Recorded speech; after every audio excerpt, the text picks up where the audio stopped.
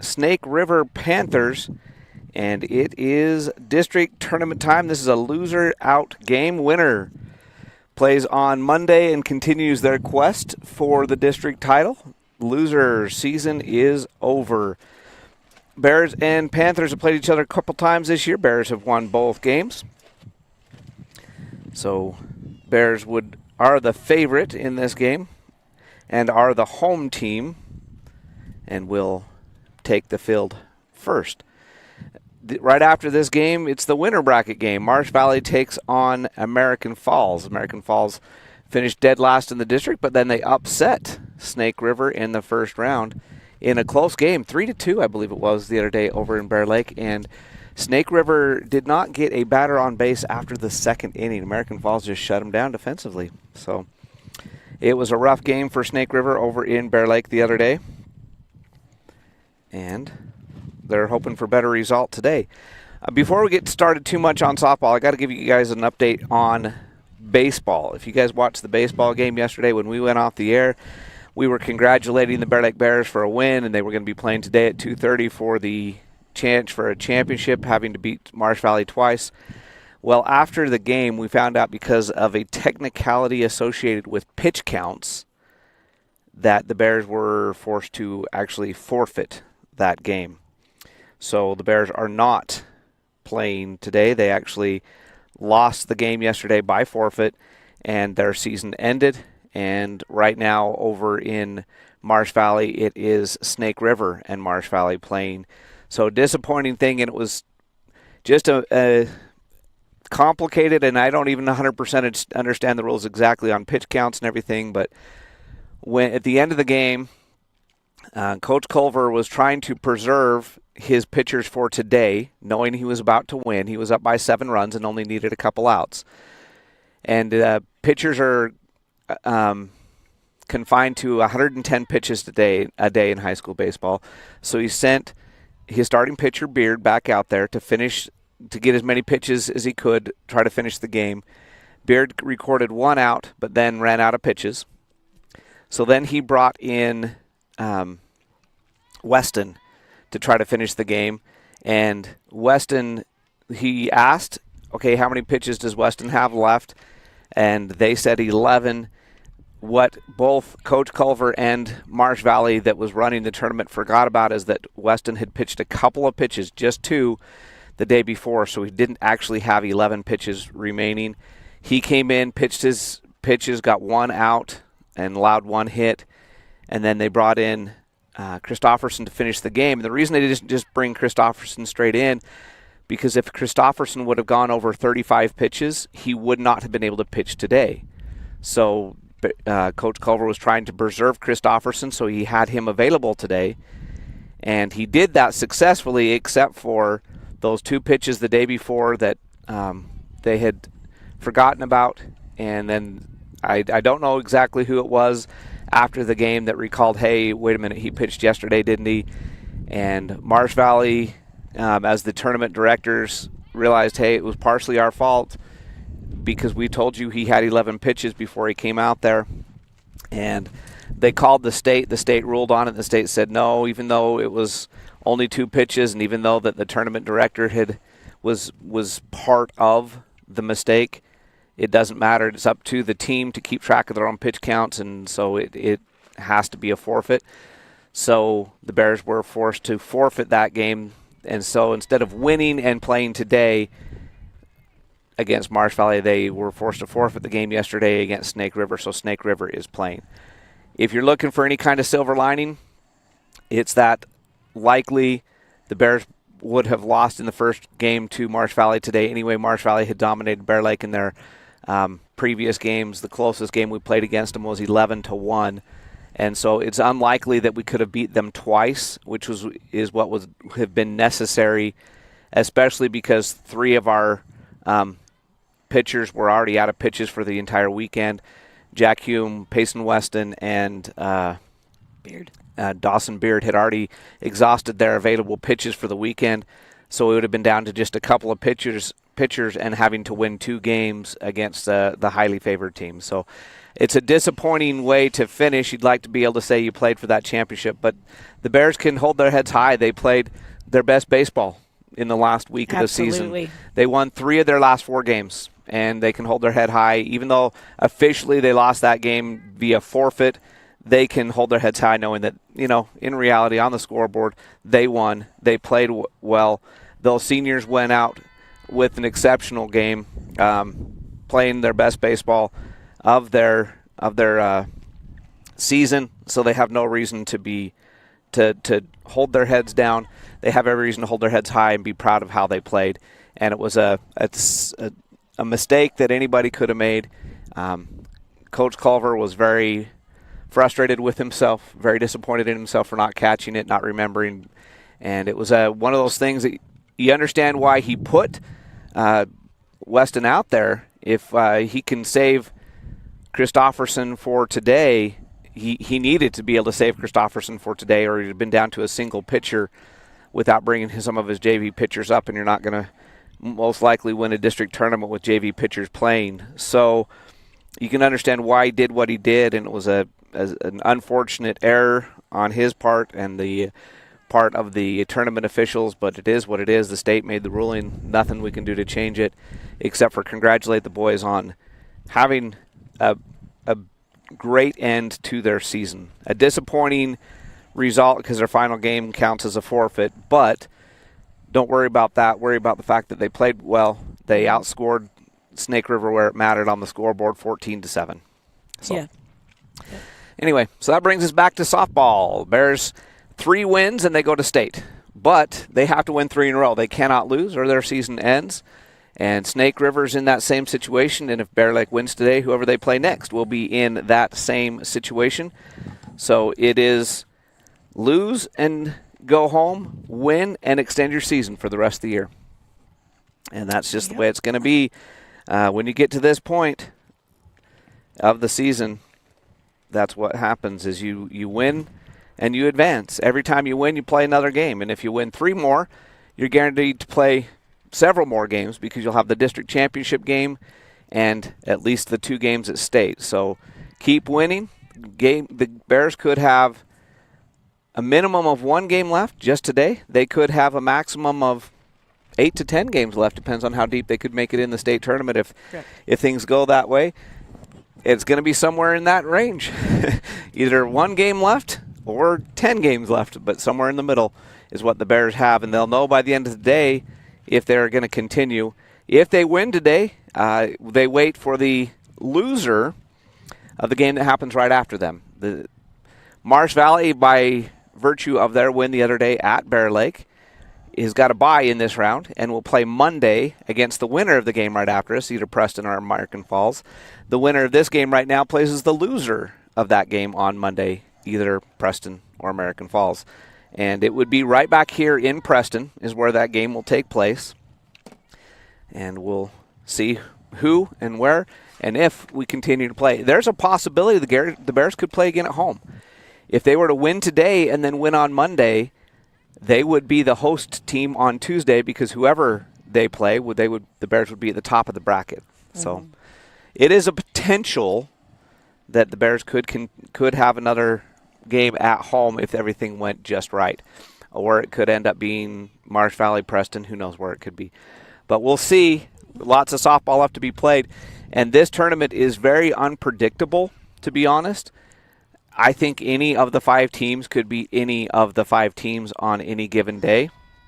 I do think that Bear Lake and Preston are the 2 best teams in the district, but the margin is not huge. And the gap between Bear Lake and Preston, which tied for the district championship, and then Marsh Valley, who was 3rd, is very slim, as you saw the other day with Marsh Valley getting the upset. And then the distance from Marsh Valley to AF and Snake River is very slim. I wouldn't be shocked if American Falls pulls off the upset later today against Preston. American Falls' last several games, they have played very well. And the last game they played against Preston was very close. Yeah, it was only a couple of runs. Tight. And so I wouldn't be surprised at all if American Falls pulls off that upset, which could change things dramatically as far as who plays where and who. It would be it'd be an interesting scenario if Bear Lake were to win this game and Preston were to lose their game. The two teams that finished tied for first in the district would play a loser-out game on Monday. Mm-hmm. And that would be pretty unexpected, but it is not that far out of the realm of possibility based on the way everybody's played. So there you go. Yep. There's what's going on today. Snake River has a couple of girls on the roster today that didn't play against Bear Lake the first time. So we'll see if there are changes, how that affected things, and see how they come out. They struggled to hit the ball against American Falls the other day. Like I said, they scored 2 runs in the first inning and did not score again. They did not even have a base runner in innings 3, 4, 5, 6, and 7. American Falls shut them down that effectively, recorded 16 straight outs after the last time that Snake River got a base runner on base. So, and it was things that were just going American Falls' way. Snake River actually had a play where they hit the ball. It was a bad error on American Falls, and the Snake River girl got to first and attempted to go to second, and that's where she got thrown out, was at second. Mm-hmm. So she actually hit safely, but still was thrown out, and so that erased a potential there. So we'll see how things go. Brooklyn Crockett in the circle for the Bears, and Mangum, who has pitched against Bear Lake both times we've played them, in the circle when Snake River takes the field. But the Bears will take the field first. The umpires, looks like Gary Carlson and Jeff Wilson Jr., Jeffy, will be the umpires today. And Gary Carlson behind the plate. Been around doing this for a long, long time. He's good at what he does. Yep. And I enjoy working with, and he's the commissioner for softball, so I deal with him a lot in my position. And he's a good man, does a good job. And almost every time I've ever had Jeffy as an umpire when I was a coach, I liked him. Does he like it when you call him Jeffy? That's what I've always known him as. Isn't it just Jeff? It's Jeff Wilson Jr. is his actual name, but everybody's always called him Jeffy, so I don't know. If he's offended by it, he's never said anything, because that's all I've ever heard him called. He's just too nice and shy to say, I just prefer you not call me Jeffy. And maybe that's the case. Like I said, I don't know. And I don't do it to be offensive. Does it matter? It doesn't matter on our broadcast today. It's just something to, harass you about. I'm sorry. Nope. Bear Lake Bears and Preston Indians, not Preston Indians, Snake River Panthers. We're in Preston, so that's why I said Preston. This is a beautiful facility, by the way. Just so nice over here. The infield in Bear Lake is better. I like our infield dirt better. It's new. It's that great. It's the diamond dust. Their outfield is better, and their facility is the only one I would say in the district that's better than ours. I like our facility a lot. We've got a great setup over there. It's similar. This is a similar park to Bear Lakes. It's just spread out bigger, a little bit more, so the fields aren't quite as close to each other. But other than that, it's a very similar setup if you've never been over here. And it's really nice. It's nice, and they take good care of us over here. So grateful to Preston for hosting the games today. Yep. And they're still having the chat at home plate with the umpires and the girls. We're out here in right field. We're not out in left field today. I mean, I'm mentally still out in left field, but physically we're out in right field today. We set up a little bit further back, and we jokingly told the girls that Coach Casey Humphreys would pay them $100 for anybody that could hit us with a hit. It would be a home run if they got it to us, and we're a little bit past a deep home run because we're beyond the fence a little bit further today, just because there was plenty of room to set up where we are, and we didn't attach ourselves. We've been right at the fence at home because we've had to attach our canopy to the fence, but this fence is not one we could attach to, so we set it up a little bit differently. And it looks like we're going to have the national anthem before we get started, as the little teams are both lined up along the baselines. I'm sure we're far enough away that you're probably not going to hear it, so we'll just quietly keep talking to the pregame over here. But baseball season is over. the other things going on, I'll preview them while we're waiting. The softball team, obviously we've talked about them. Golf district championship district tournament is on Monday over here in Preston as well. So we hope on Monday we're bringing you softball, and I can give you some updates from the golf tournament. If the Bears win this softball game today, we'll be right back here for softball Monday afternoon at 1:30 will be that game. And the golf team, the girls have a really good chance and are the favored team to win the district championship in golf. The boys are sitting right now in second. They've kind of gone back and forth with Marsh Valley for second and third place in the district. They need to be in second to advance to the state tournament. Snake River, the favored team on the boys' side, but anything can happen. And so that's what's going on in golf. And then track, district track is on Thursday and Friday, and that is from Century High School. The 4As and 5As compete together for the district track meet, and that just makes it easier to share a facility, work together, and help each other out. And so that district track meet will take place on Thursday and Friday at Century High School over there. So that's what's going on with all the other sports. State golf, which Bear Lake is likely to have at least one team and at least one individual for the boys' side of things compete, is on the 12th and 13th up in Buell. And then state softball and track take place that following weekend. So if the softball team qualifies and some track kids qualify, they'll be up in the Nampa and Middleton area. Nampa for softball, Middleton for track, and they're not that far apart. So we can't bring you those games on, we can't broadcast them because we don't have the rights at state. But we'll be there, and we'll keep you updated as we can if the softball team makes it there. That's what's ahead. Bears got to win 3 more games to get there. And that starts with Snake River right here from Preston, as Bears out there doing their last few infield warm-up and doing their last few pitches.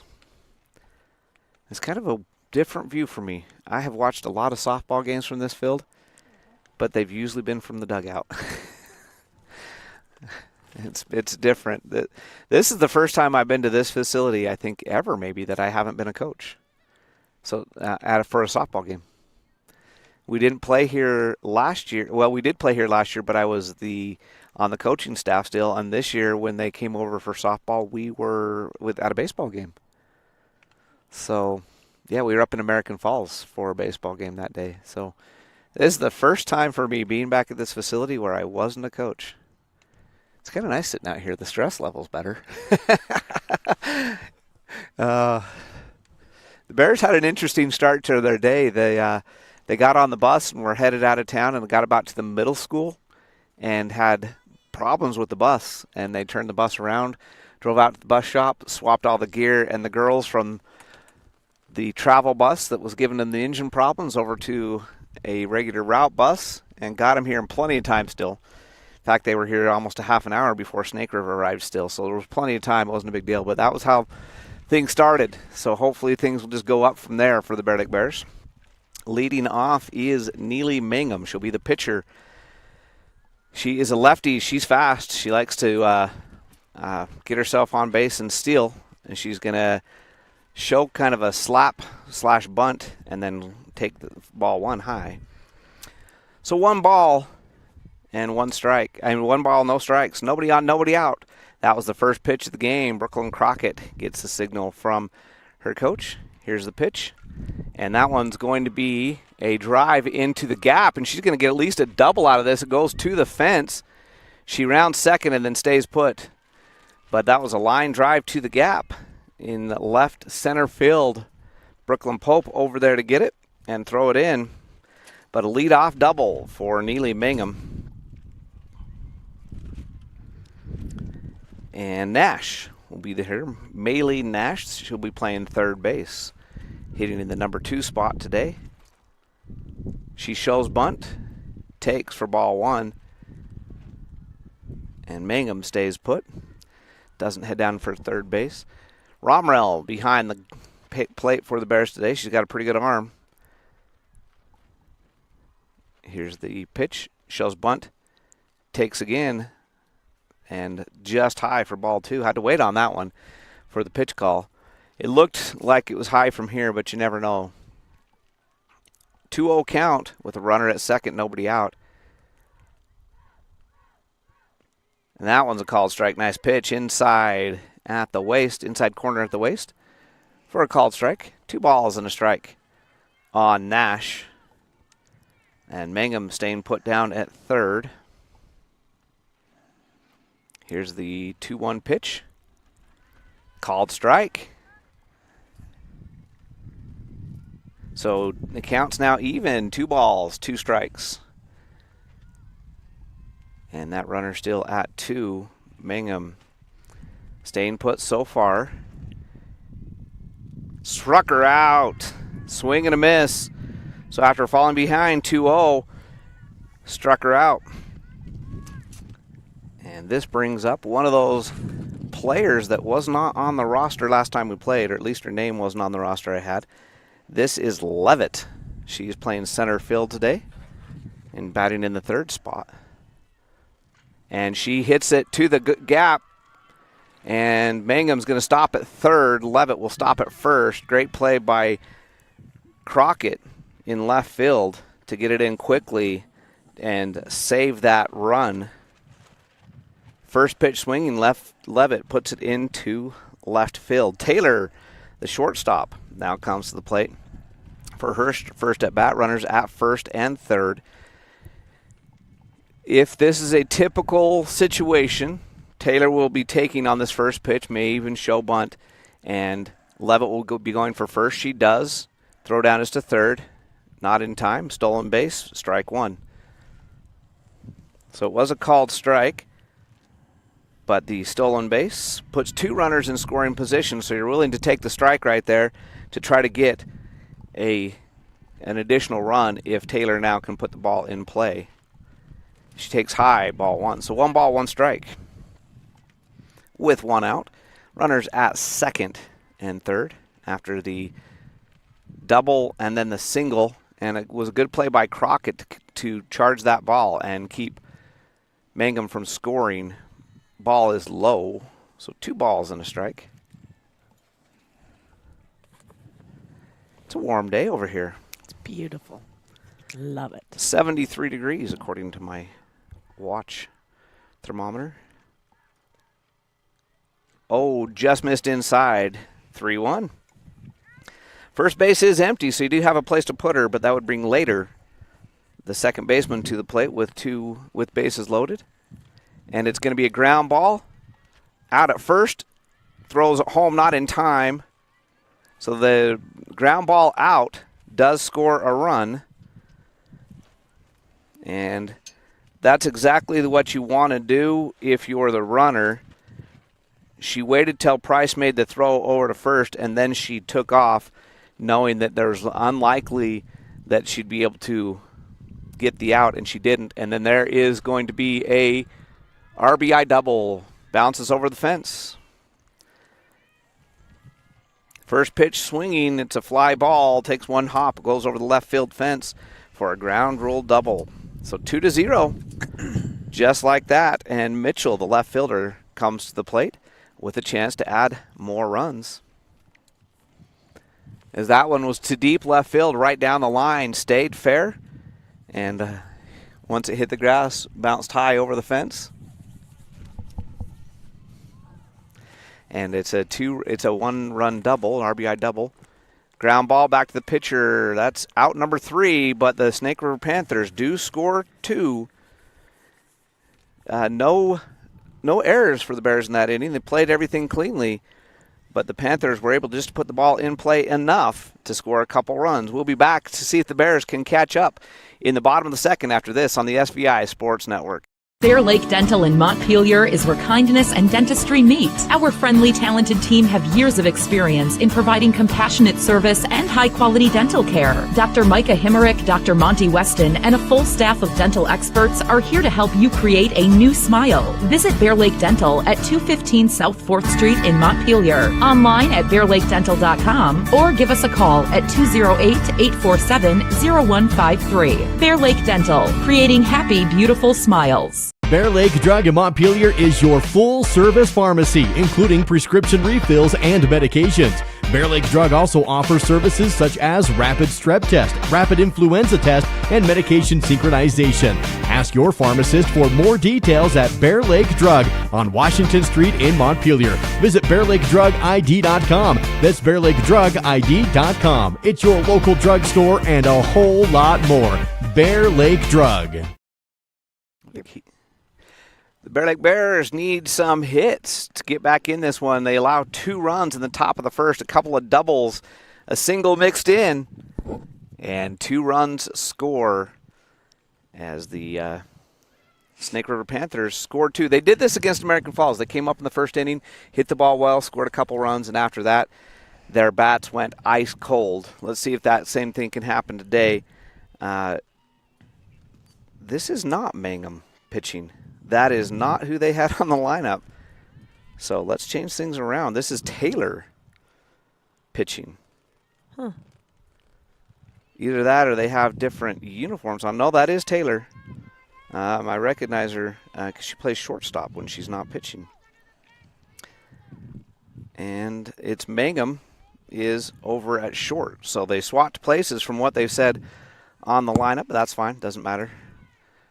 They're both on the lineup. They're both on the lineup, and they're both on the field, so it really doesn't matter. It only matters when they bat. Correct. And so Morgan Armstrong, the leadoff hitter, just at the top of the zone, called strike. So Taylor, the pitcher, Morgan Armstrong, the batter. Good and she hit. drills that one nice. What a stop. But a bad throw, and so she'll be safe. Great stop by the shortstop, but Armstrong is safe on the throw was short. Yeah, and pulled her up the line, so she had to come off the bag. And so the reached on the error by Mangum. That brings Romrell to the plate. She's catching today, showing bunt. And Armstrong is going to steal second. She's in there. So, steals on the first pitch. Did you see, was it a ball or a strike? It was called strike. I was watching the steal, not the pitch call. So, no balls, 1 strike, nobody out. Runner at second. Romrell, the batter. Here's the 0-1 pitch. 0-2, nice pitch. I don't know what she was wanting on that one. That was in. The first pitch she let go by so that Armstrong could steal the base. That one was the changeup that stayed belt high. So here's the 0-2 pitch. And she's going to hit this one high into center field. It's caught. Armstrong will tag up. There's the throw. And she's out at third. Ooh. She got a late start on the tag up and a great relay throw, and she's out at third. So the double play erases the base runner, and the Bears now have 2 outs and nobody on.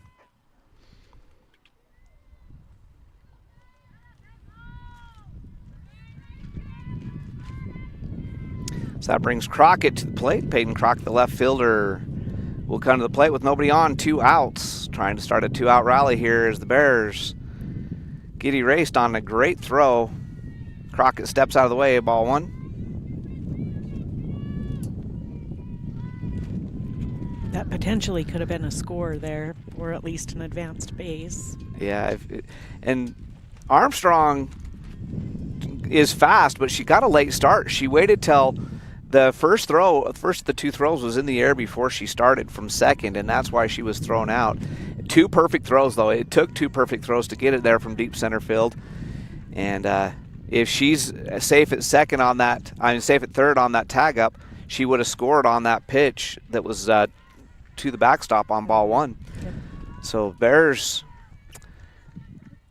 had a chance Now Crockett up there, a 3-0 count. Most likely taking all the way on this. Here's the 3-0 pitch. And ball 4. So Bears coulda, shoulda. We'll see what Fisher can do. It's not too late. 2-out rallies can happen. Fisher's very capable of tying this game with one swing of the bat, as she has hit home runs this year already. And the number 4 hitter playing designated player today, designated hitter as it were, is the batter. And first pitch swinging, and it's a ground ball. It's going to be an error, and she's going to be safe. It's off the glove of the third baseman. The shortstop picks it up, but everybody's safe. Definitely a run would have scored right there, even if Armstrong would have stayed at second on that play.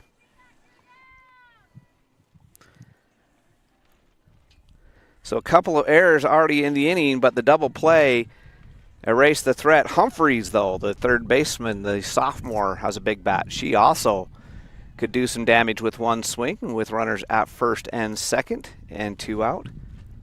She takes low for ball 1. Nice stop back there by Anderson, the catcher, to keep that one in front of her so the base runners don't advance. So here's the 1-0 pitch. So far in the inning, Bears have had 2 reach on an error. They have a walk, but 2 outs. And this one's a high fly ball to right field, and it's over her head. She misplays it. A run will score. Fisher is in at third. Humphreys in at second. So a run does score. She just misjudged it, and it landed behind her. It did look, from where we were sitting, it looked like she was on it. And she just overran it just a little bit. That brings Pope to the plate with a runners at second and third. The Bears get 1 run in the inning. Would like to get some more. Pope takes high for ball 1. So Fisher and Humphreys put the ball in play after Crockett walked with 2 outs. The Bears score 1 with the potential to score some more. Swing and a miss. Throw to third, not in time. 1 ball, 1 strike, 2 out, 2 on. Runners at second and third. Bears would like to add at least 1 more run right here and tie this one up. Trailing 2-1 here in the bottom of the first. I know I said it was the bottom of the second earlier. Bottom of first. And ground ball. It's going to get past the shortstop. 1 run will score. Humphreys rounds headed for home, and it's going to be cut off. 2 runs will score. Pope is safe at second. So the single up the middle, the ground ball, gives the Bears the lead. The ground ball single scores 2 as Humphreys hustled around on the last play, and then Pope advanced to second on the throw. And the Bears lead it 3-2, just like that, with Bentley Price, who's had a great season late in the year hitting the ball at the plate. She takes high for ball 1. Pope retreats back to second. So the Bears have scored 3. Coulda, shoulda, maybe been 4 to this point already without the double play earlier. Price hits a high in the air. Let's see, and it's going to be an infield pop fly, and that will end the inning. But not before the Bears take the lead by plating 3 and lead it 3-2. We'll be back after this on the SVI Sports Network. Hi, I'm Dr. Reynolds. I work here at Bear Lake Memorial Hospital. I'm a family physician trained in rural family medicine, and then I also do sports medicine. I think what I want you to know more than anything else is that I'm here for you, that I take that duty to you very seriously, and I want to provide you with the information or the guidelines that you need to make a good decision, and that I have your best interest at heart. Live coverage of Bear Lake High School sports on the SVI Sports Network is presented by Southeast Idaho Steel, a locally owned business making locally produced steel signs and fixtures. Flying S title and escrow, whatever it takes. Stephen Hammond Dental, local family dentistry. Gary Tusher CPA, bookkeeping, tax returns, and payroll, here to help. And by Lenhart Beverages, proud to support the Bear Lake Bears. 3-2 at the end of 1 inning. Bear Lake Bears lead the Snake River Panthers. And the Bears took advantage of errors by Snake River to score their 3 runs. could have been out. The Snake River could have been out the inning after only giving up a walk, but some errors, and the Bears score 3. On the 2 of them score on the single by Pope. So that's the big hit. 7, 8, 9. G, Pilatus, and Anderson do up for Snake River in the bottom and the top of the 2nd inning. Bottom half of the order. Ball 1. And Crockett had a pretty good inning pitching in the 1st inning. Did give up a couple of hits. She really usually settles in and gets better as the game goes on. Ball 2.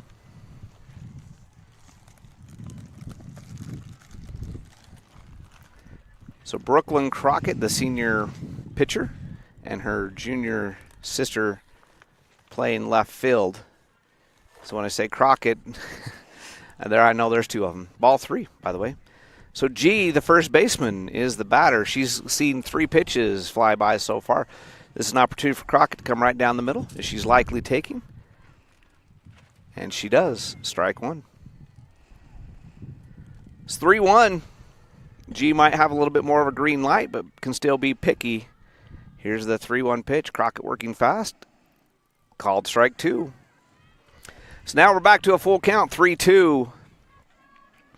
Now she's going to be swinging at anything close on the 3-2 pitch. And she walked her. It was high and too high to get her to swing. And this brings the designated hitter for today's game, Pilatus, to the plate. With nobody on and a runner at first. Called strike, nice pitch. 0-1 count with a runner at first. 2 doubles in the 1st inning helped the Snake River Panthers get their runs. And that pitch is high. Great stop by Romrell to keep it in front of her. She throws down to first, but not in time. 1 ball and a strike. And she was fully extended to catch that ball over her head. That one slipped out of Crockett's hand and just sailed high on her. 1 ball, 1 strike. Nobody out. Runner at first. Swing and a miss for strike 2. Anderson, and then barring a double play, Mangum will be the batters. Mangum was a double to lead off the game for Snake River. Came all around to score one of their runs. Foul ball straight back off the announcer's booth behind us. Behind the plate, I should say, not behind us. So Pilatus down, 1 ball, 2 strikes. Crockett gets the call from Coach Humphreys. Here's the pitch. Just missed, ball 2. Low and in, a good pitch in a 1-2 count. If she offers that, it probably not much she can do about it except for maybe foul it off. So you like the pitch. Here's the 2-2 pitch. Swing and a miss, struck her out. So first out of the inning is a strikeout. This brings Anderson, the catcher, to the plate, batting in the number 9 spot today. She's done a pretty good job behind the plate in the games that we've seen. She doesn't let a lot get past her, which is what you're looking for from a catcher. Keep those balls in front. Here's the first pitch, ground ball. Humphreys over to second, but it's high. Could have been a double play. Instead, everybody's going to be safe. And 1st and 3rd now.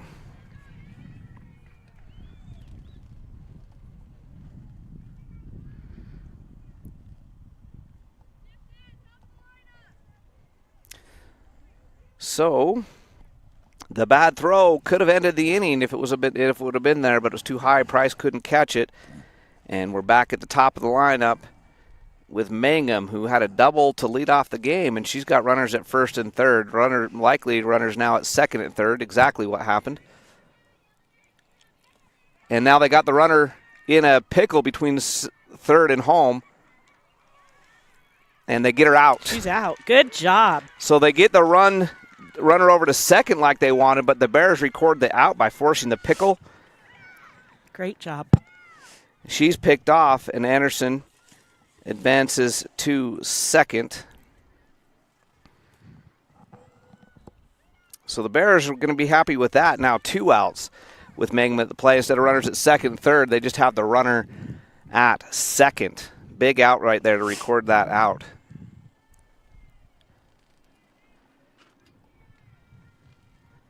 And was that a ball or a strike? I totally missed what they called the pitch. A ball. Ball 2 now. Nope, it's 1-1. According to the umpire, 1 ball, 1 strike. Runner at second, 2 out. Mangum, the batter. Pops it high in the air. Beard over to get it and makes the catch. That'll end the inning. So the Bears, with some good defense, erase the threat, get out of it without allowing any runs, and they have the 3-2 lead headed to the bottom of the second. And don't forget, one of our sponsors, one of our great sponsors, Jacobson Mountain Air, for all of your heating and air conditioning needs. And like I said yesterday on this broadcast at the baseball game, this is the time of year you need them both. Yeah. You wake up in the morning, you're glad you got your furnace running. By mid-afternoon, you want that air conditioning to kick on. Call them. They can hook you up, 208-847-2665.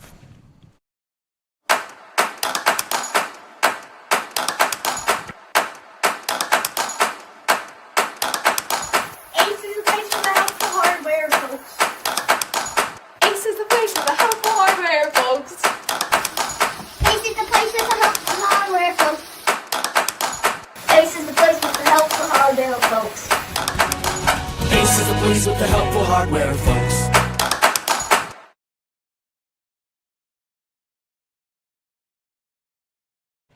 Beard, the sophomore first baseman that made the catch to end the inning. Her brother pitched a phenomenal game yesterday in that game over in Marsh Valley against Snake River that the Bears ended up winning, but then accidentally having to forfeit because of a technicality. She is the first baseman today, done well at the plate this year. It has been rock solid defensively over there at first base. Great to have a sophomore making this big of an effect on a varsity team. She's hitting in the 8th spot, followed by junior Saxton. Saxton playing right field today, sorry. And the pitcher Taylor threw 17 pitches in that first inning, gave up the 3 runs. Most of those on errors, though. And here's the pitch. Beard swings and misses at strike 1. Beard has had a game-winning hit this year. She drove in the game-winning run in extra innings against American Falls on senior night. No, senior night was Preston. Second to the last home game, I think it was, that she drove in that run. It was a great hit and a great situation. Oh, and there's a good hit to right center field, and it's going to drop for a single. Nice hit by Beard. Just as I said, she's got that potential. She does it. She singles to right center. Levitt couldn't get there. Got to the ground and hopped, and Beard into first. Saxton now, the lefty. She's a junior. She can hit for power, and she's actually deceptively fast when she's on the bases, and she drills it to right field, and it's caught right at the line. Looked like it might fall, but it's caught right at the line. Good play by the outfielder to get there. So 1 pitch and 1 out to the second batter of the inning. So we got 1 on, 1 out. The fly ball to right. Coulda, shoulda. But just a good play by Galvez, the right fielder. If that one hits the ground, Beard's likely at third, just because of the position it was. She would have had a long way to run. And Armstrong takes ball 1. Armstrong reached on an error. Good stop by the shortstop on the hard ground ball, but then she pulled the first baseman off the bag on the throw. And she gets underneath this one, drills it deep to left field, and she missed it. And it's Beard's going to go to third easily. Goes out of play, ground rule double, I think is what they're going to say. Yep.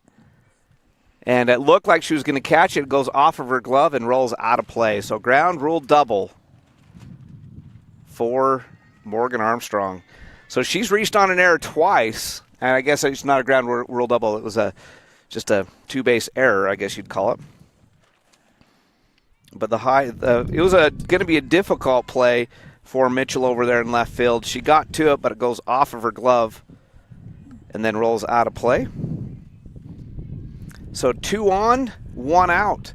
Romrell, who had a deep fly ball, one of those again right here, would score a run.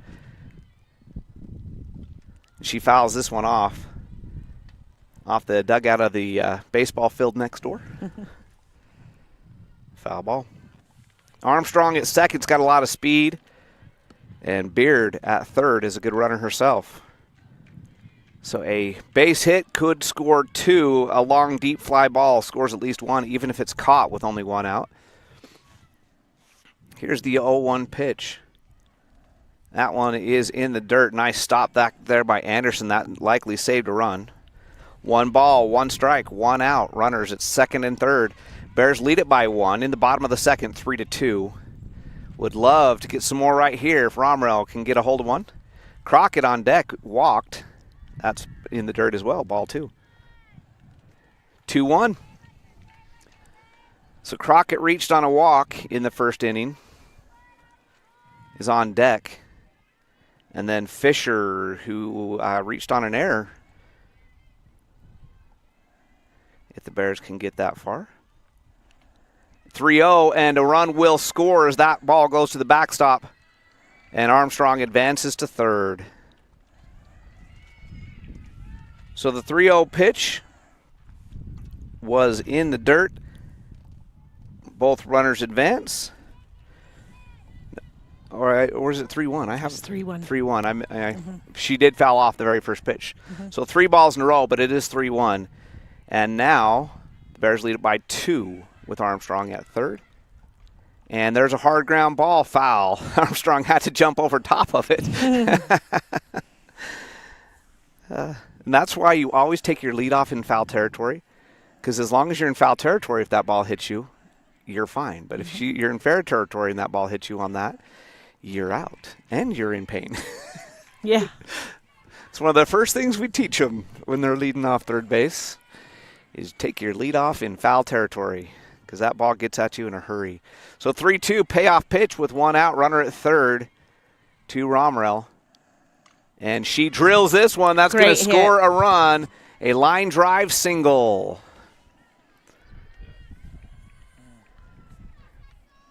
Nice play by Mitchell in left field to get it in quickly, but it didn't matter. Armstrong with that leadoff from third scored easily. It does hold Romrell to a single, and then the courtesy runner will be Taylin DeClark. Maybe the best base runner speed-wise in the state at the 4A level. She can fly. Fast. She'll be around the bases before you realize she left it. Peyton Crockett, the batter, DeClark, the runner, after the single by Romrell. And she was almost a second before the throw was released. And she's going for third, and the throw hits her, so she's in safe at third. The throw made it into center field. She wouldn't have been out at second anyway. And then the throw to try to get her, guys, she went to third, hit her in the back, so she's safe at third. That's what you said. Yep. She's gone before you even realized that she started running. Yep. So I believe the pitch was a ball. She steals second. And she would have got safe to second even without the error. And then the error gets her to third. The ball's in the dirt for ball 2. Now as the catcher and the pitcher, with her on third base, your nerves are just heightened because talk about anxiety. You know that she's coming. She does everything right, and she's so fast. Yeah. And Crockett's going to fist this one into left field for a base hit. DeClark scores easily. So the single, it was in on her hands, but she gets it into left field with just a little pop fly. And Taylin DeClark scores. The Bears up by 4, 6-2. Lindsay Fisher, the designated hitter, she reached on an error in that 2-out rally that scored 3 runs in that first inning. Here she is in the second inning. She takes low for ball 1. Crockett stays put as Anderson makes the good stop. Goes to her knees and keeps the ball in front of her. That's important. You don't want to let those runners advance.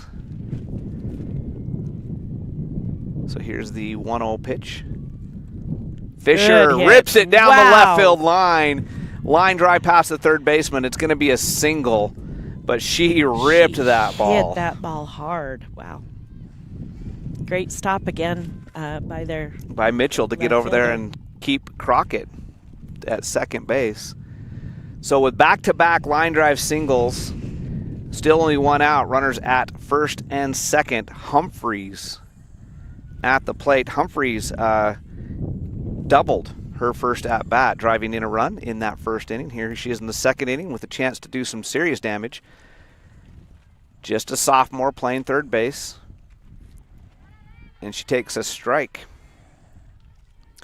Only 2 seniors on this Bear Lake team. If you hear me saying underclassmen's names a lot, only 2 seniors. Morgan Armstrong, the shortstop, and Brooklyn Crockett, the pitcher in today's game, are the only 2 seniors. Everybody else underclassmen. Humphreys takes low, and Crockett's going to go to third. The throw goes to second. They called her out. They called her out. Second. And that's an interesting play to even make that throw, is you got a runner advancing to third. But the wild pitch allows for one runner to advance. The other one got caught trying. And now with 2 out, Humphreys at the plate, 1-1 count. Called strike. 1 ball, 2 strikes.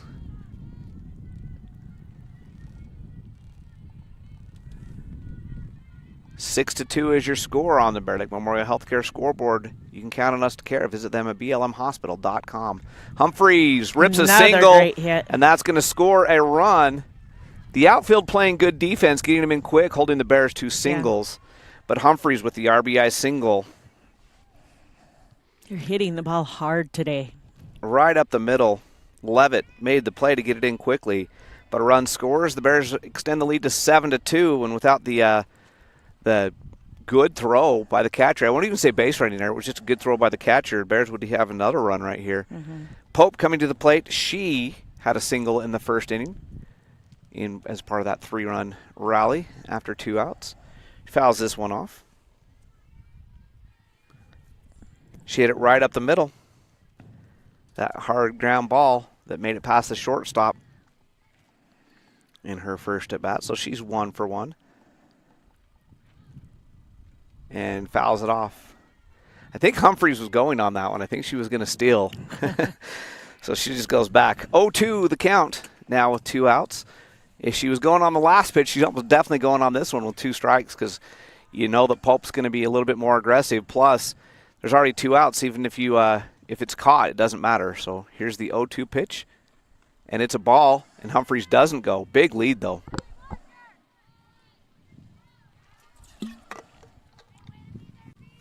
She retreats back to first base, and we'll have a 1-ball, 2-strike pitch coming up. Pope, the junior center fielder on this team. The entire outfield are juniors today. And then a couple sophomores playing on the infield. Pope takes that one inside for ball 2. So your infield is a sophomores at the corners, a junior at second base, and then the senior shortstop. And a junior behind the plate for the Bear Lake Bears. Here's the 3-2 now. And he called her out. Wow. I thought that was high. He calls it a strike. That ends the inning. But the Bears score 4 and lead it by 5 after 2, 7-2. We'll be back with the top of the third right after this on the SVI Sports Network. When it's time for a brake job, go with Napa Silent Guard. Built with fiber-reinforced shims and rubber-coated hardware that reduce noise and provide an exact fit for the life of the pad. Available now at Napa. Give your engine the attention it deserves with Napa Full Synthetic Engine Oil. Its advanced formulation delivers faster flow and temperature protection in the harshest driving conditions, elevating engine performance by helping it run cleaner, longer. Available now at Napa. We take all the decisions and explain them and make it easier for everybody to understand. We bring a uniqueness to it, and we try to make sure everything is positive and happy and people have a good experience. People come in and sign papers and they leave and they're happy, they get their house. I like that. When we hand you that deed to your home, there's not going to be anything that's going to come up later that's going to hurt.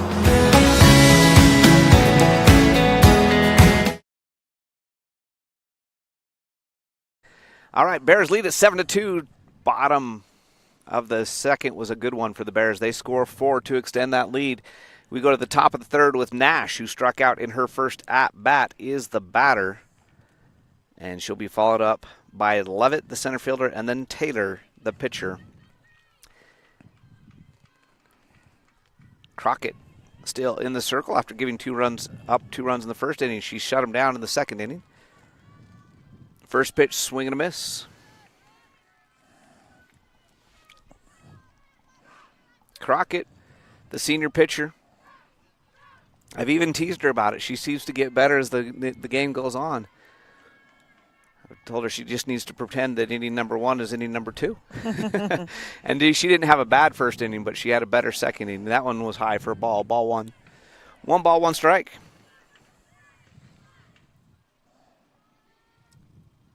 And that one's in the dirt.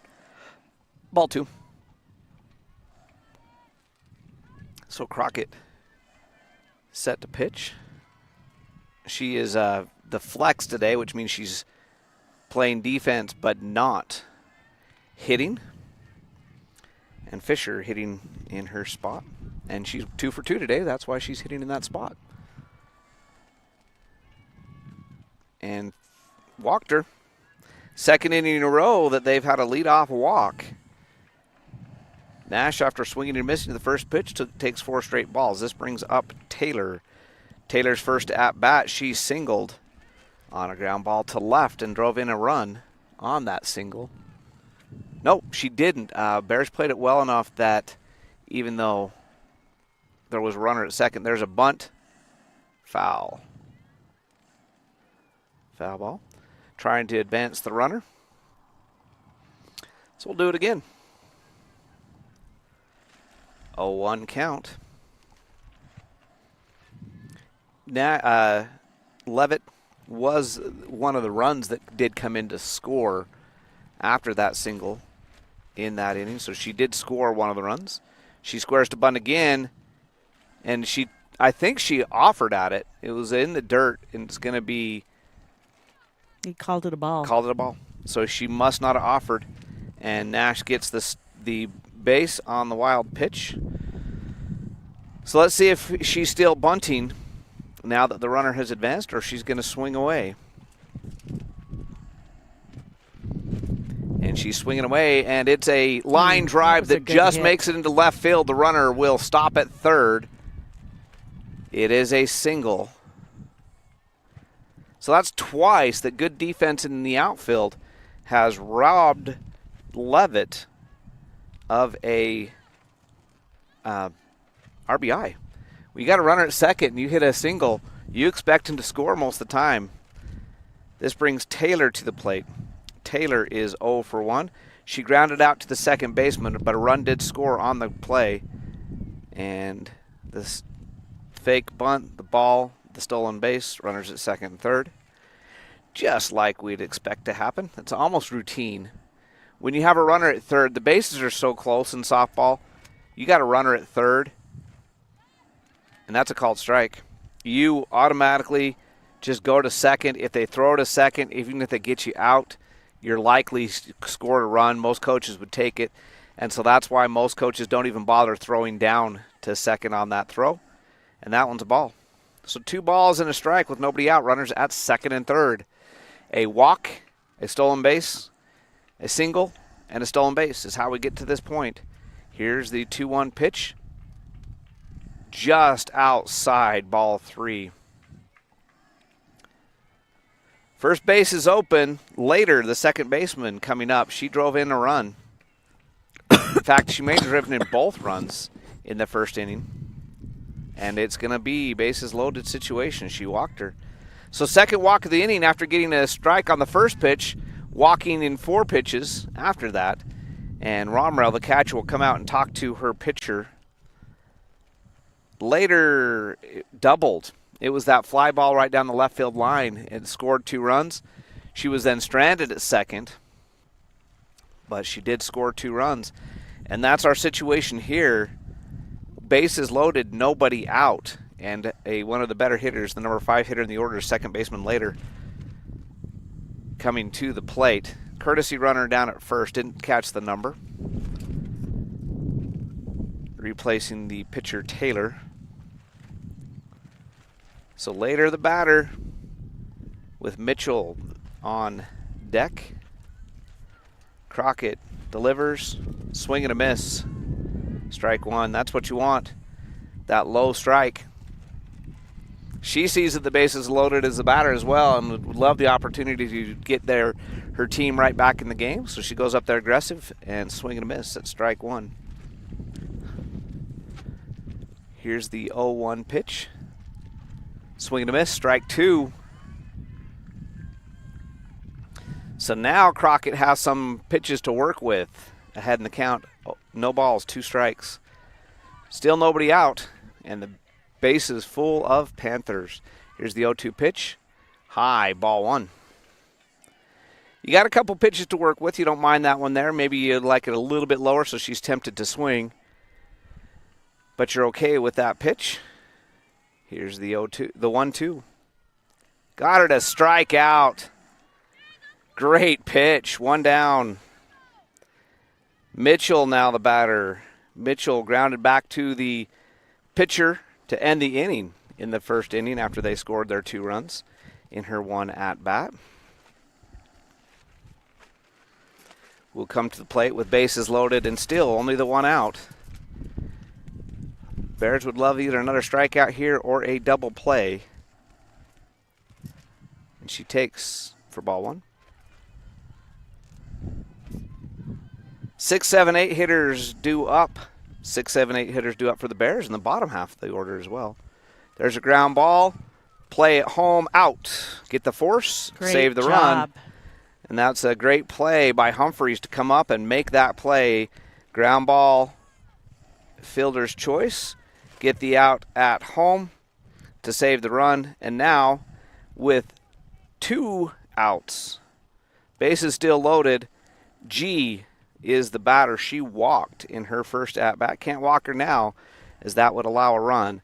But after allowing the bases loaded with nobody else, 2 straight out for the Bears, and the situation looks a little bit better with the number 7 hitter G in the box.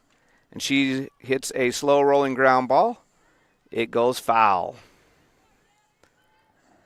And that's probably good for Snake River that it made it foul, because she'd have been out easy as the catcher Romero was down the line in front of her, could have picked it up and just tagged her easily for the 3rd out of the inning. So here's the 0-1 pitch.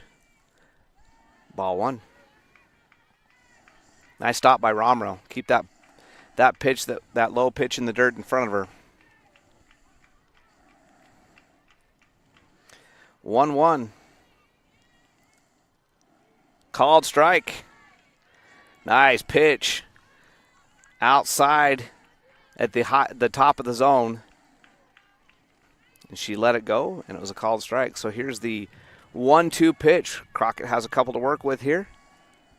And it's going to be a ground ball up the middle. 2 runs will score. Maybe 3 runs. Nope, they're going to stop her at 3rd. 2 runs do score, the ground ball up the middle.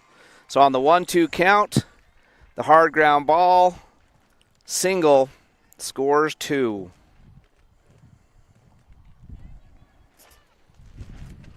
And Mitchell stops at 3rd. So now Pilatus at the plate. She struck out in her first plate appearance, and she fouls that one back. So the Bears were 1 strike from getting out of the inning without allowing any runs. 2 runs do score on the hard ground ball. But after allowing the bases to get loaded with nobody out, if they can get out of the inning without any further damage, I think they'll be okay with that.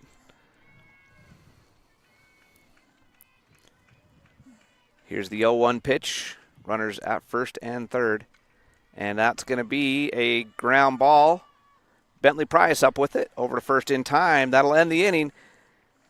2 runs do score, but that could have been much worse for the Bears. They get out of the bases loaded with nobody out jam and still have a 3-run lead coming to the bottom of the 3rd after this on the SVI Sports Network. At Simplot Smoky Canyon Mine, it's not only about mining phosphate for production of crop nutrients that support western U.S. farmers and ranchers. It's about supporting our employees, neighbors, and local communities and their families.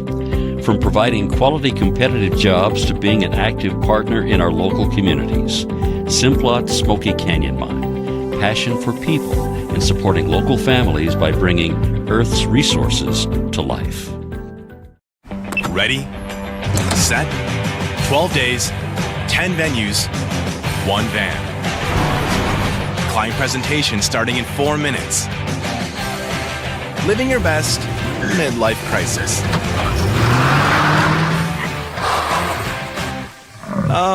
Rerouting. There's go in everything you do. That's why Phillips 66 is there to fuel all the ways you go, go, go. Visit You Save Phillips 66 in Montpelier for fuel, snacks, and more. Live to the full with You Save Phillips 66, where your convenience is our pleasure.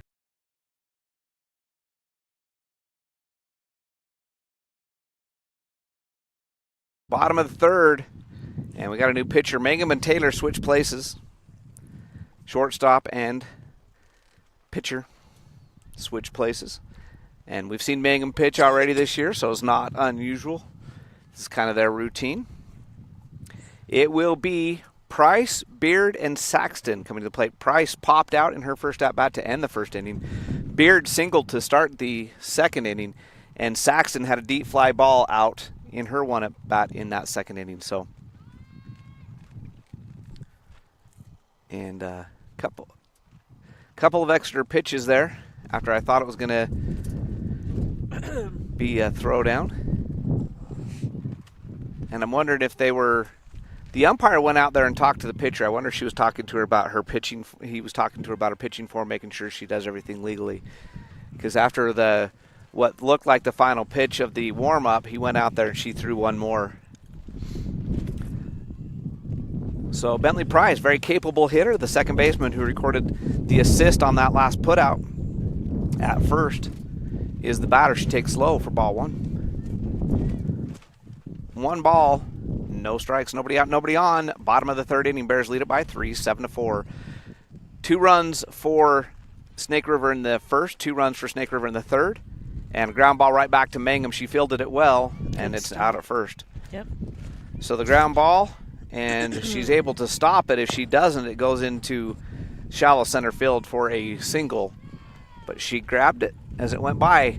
And Beard, the sophomore first baseman who singled on a little fly ball into right center at first at bat, steps in there with 1 out to take her second at bat of the game.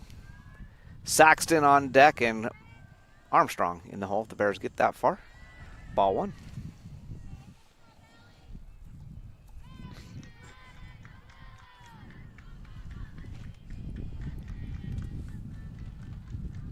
And I almost hit her, ball 2. That's one you see a lot of. It wasn't going to hit her without her leaning into it, but that's one that if she would have leaned and made it look like she was loading for her swing and taking it off the elbow. Instead, she's going to ground this ball down the third baseline, up and in time, just barely. That is Mangum, the pitcher. Good throw. And she had a long run to get there. Beard gets down the line well, but Mangum gets the throw there in time. So 2 batters, 2 outs. Both of them have been ground balls back to the pitcher, and Saxton, who hit a fly ball to shallow right field last in at bat. The number 9 hitter today playing right field. And that one just missed her foot. I wondered for a second if it hit her. I thought it did too. And I think he just asked her, did it hit you? And she should have said yes. Yes? Come on. Didn't you see that? Come on, Amanda Jean. Anyway. Well, honest kids. 1 ball, 1 strike. And she's going to lift great fly ball. hit. And it's going to be in the gap. She's going to get a double out of this one. That's a beautiful hit. Great hit. And she's going to go to third. She's going to turn it into a triple. Coach was telling her to stop. She didn't look at the sign. She made her own choice, and she's into third with a triple. Great hit. It's like, you're not stopping me, Coach. And it wasn't even close. It was going to be, and they're going to see if it went under the fence, maybe make her go back to second. I think. I don't think it did. She says it did. Of course she's going to say she did, but it did. Mm-hmm. Yeah, they're going to make her go back. Yep. So I didn't see it because I was watching her running. I didn't think it did either. But they say it went underneath the fence. We don't have any proof, so. The umpire's the ones that initiated that, not the fielder. So maybe he saw something that we didn't from his angle, because he's the one that initiated that to go check with the outfielder. So it goes as a double, and she's going to reach third anyway on the single, and she's going to score on the single by Armstrong. And the throw goes into home, but Armstrong retreats back to first. So Armstrong hits the hard ground ball single to Mitchell in center left field and scores the run. So Saxton didn't get her triple, but she still gets to score.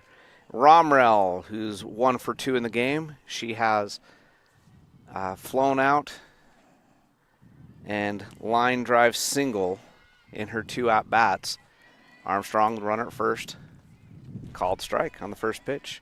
So the Bears get one of the 2 runs back that they gave up in the top half of the inning. Would love to get at least one more. They still are doubling up the Panthers 8-4 here in the bottom of the third. It's been a long game.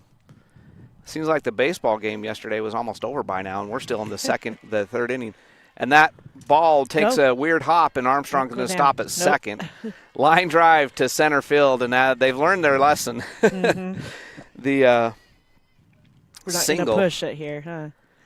Not going to risk runs, risk outs when you have easy bases. So Crockett, who's 1 for 1, she walked and singled in her 2 at-bats. At the plate now with runners at first and second with 2 outs. Armstrong at second, Romrell. Oh, it's DeClark at first, the courtesy runner. That's a called strike. And DeClark has somebody in front of her, but somebody that's almost as fast as she is. In fact, if there's a better, not faster, but better base runner on the team than DeClark, it's Armstrong, because she's almost as fast, and she's got that senior experience. DeClark just the sophomore. That one was ball 1 outside. 1 ball, 1 strike, 2 outs. A lot of speed on the base pass. Crockett's going to hit that one up the middle. It's fumbled by the pitcher. She picks it up over in time. She was lucky when she fumbled it. She knocked it towards the first baseman, so a couple steps later she was able to get the out. So all 3 outs recorded by ground balls back to the pitcher, but the Bears still score 1 and lead it 8-4. Right after this, we'll have the 4th inning on the SVI Sports Network. Bear Lake Dental in Montpelier is where kindness and dentistry meet. Our friendly, talented team have years of experience in providing compassionate service and high-quality dental care. Dr. Micah Himmerick, Dr. Monty Weston, and a full staff of dental experts are here to help you create a new smile. Visit Bear Lake Dental at 215 South 4th Street in Montpelier, online at bearlakedental.com, or give us a call at 208-847-0153. Bear Lake Dental, creating happy, beautiful smiles. Bear Lake Drug in Montpelier is your full-service pharmacy, including prescription refills and medications. Bear Lake Drug also offers services such as rapid strep test, rapid influenza test, and medication synchronization. Ask your pharmacist for more details at Bear Lake Drug on Washington Street in Montpelier. Visit BearLakeDrugID.com. That's BearLakeDrugID.com. It's your local drugstore and a whole lot more. Bear Lake Drug.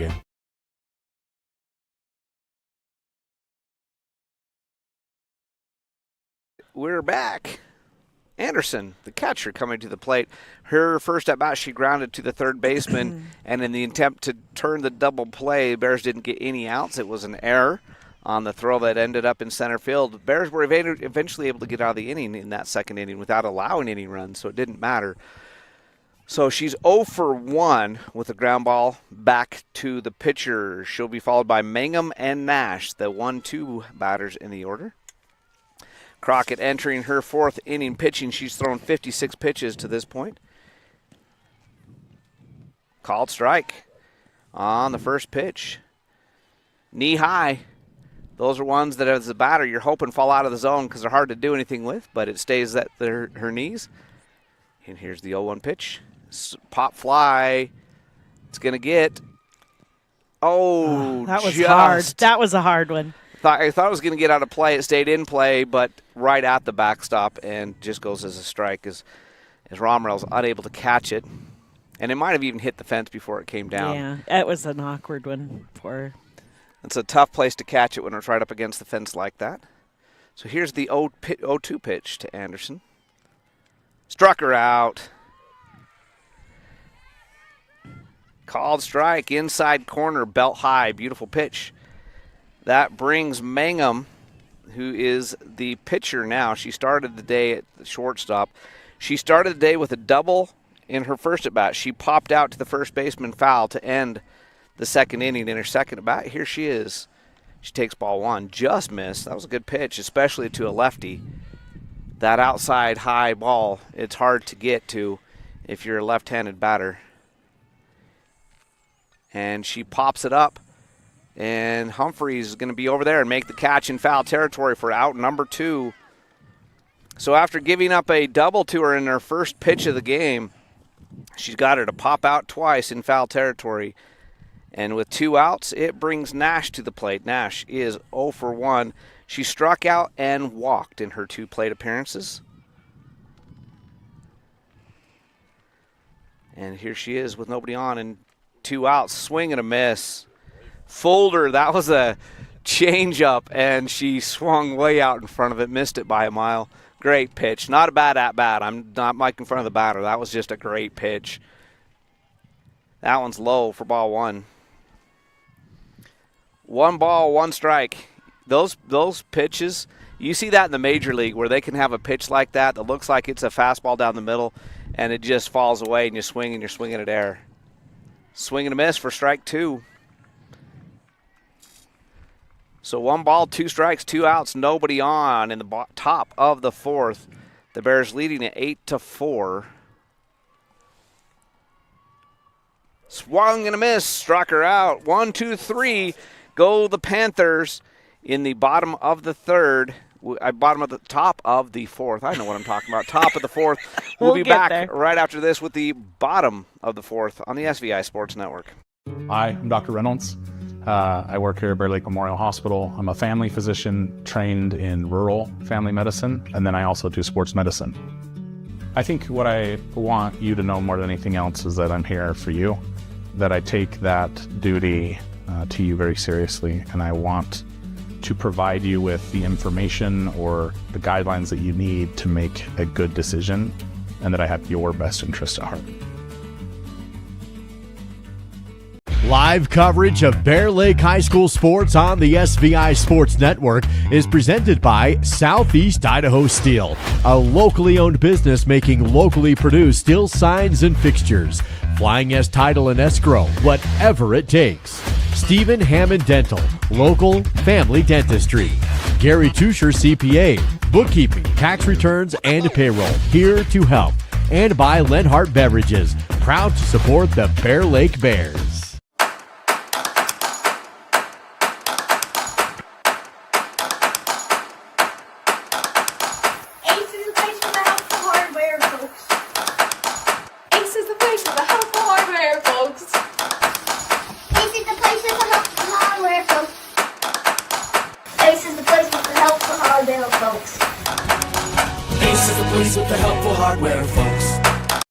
Fisher reached on an error in her first at-bat, had a single in her second at-bat, so she's been on base twice, versus Mangum, who had 3 ground balls back to her for all 3 outs of the inning, but 2 hits mingled in, scored a couple of runs, a swing and a miss from Fisher.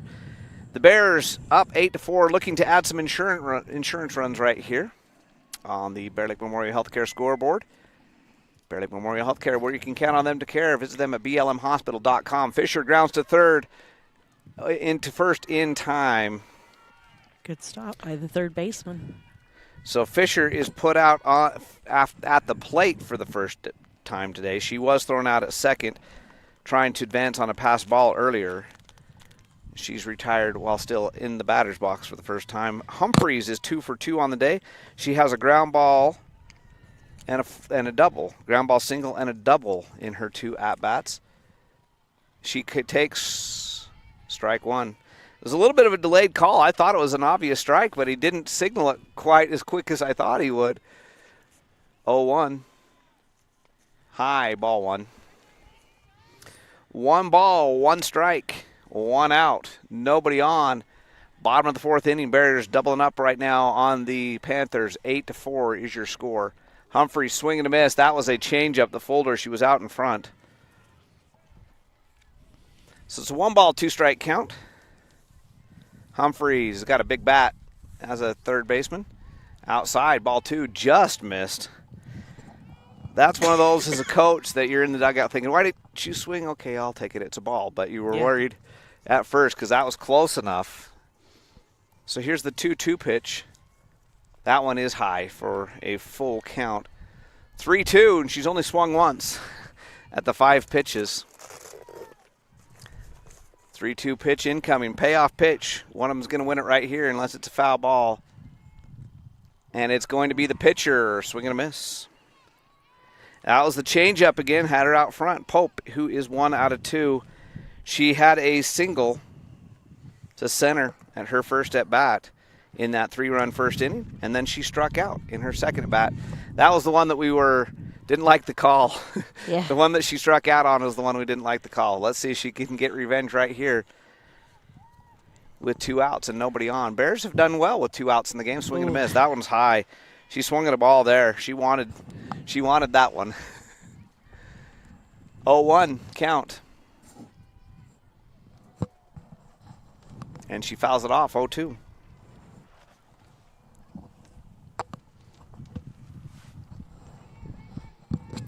So very quickly, 0-2. And Mangum has had 2 quick innings here, assuming she can finish this at-bat off.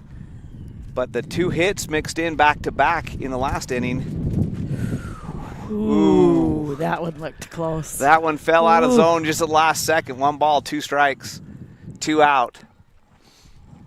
The 2 hits did score a run. It was a back-to-back double, ground rule double, and single after 2 outs in that last inning. But then she's gone 2 quick outs here. But now 2-2 count as that one was high and in. Here's the 2-2 pitch from Mangum. Foul ball. Mangum's a lefty. Hadn't mentioned that yet. It's a little bit different motion than most people are used to, as most pitchers are right-handed. Here's the 2-2, 3-2, as that one's high and in. So after going down 0-2, Brooklyn Pope has worked the count. Bentley Price on deck and in the hole. If they get that far, is Callie Beard, who's had a great day. Here's the 3-2 payoff pitch. Struck her out. Struck her out looking. We'll be back with the top of the 5th right after this.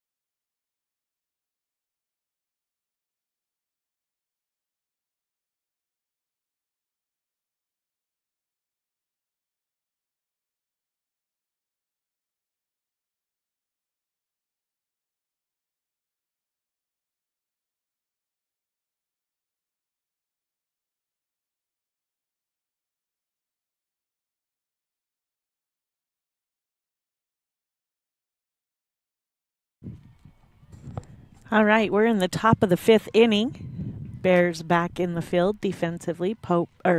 Crockett at the mound. First swing, and it is hit for a foul ball, so strike one.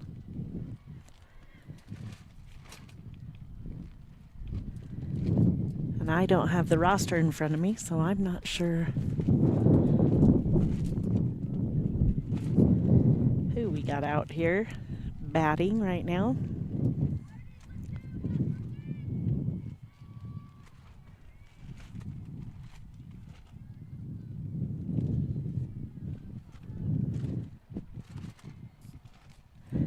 And second pitch is a ball. Looks like number 16, the center fielder, is batting.